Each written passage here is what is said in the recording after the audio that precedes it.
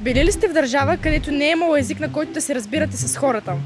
Right here. Да, в Германия. В Германия на какъв език се разбирахте? Ами на английски. Знаете ли немски или не? Не. Аз Уча немски сега.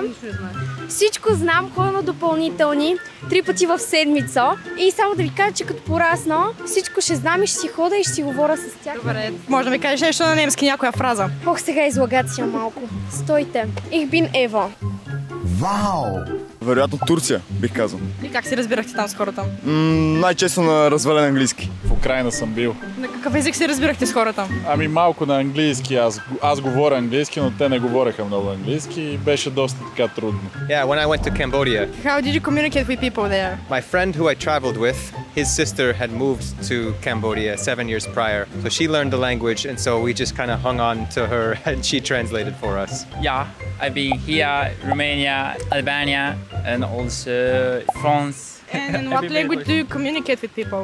I used to speak in English or use the translator. Да. Коя е била държавата? И в Турция повечето хора не знаят много английски, да речем. Мисля, знаят си турски и си гледат така общо взето. Да, ти предимно на английски ли си комуникирала с тях? Ами, пробвам. Мисля, да, български, малко турски, от чат-пат някакви турски сериали, някакви думи знам, но общо взето не е много добра комуникацията и да.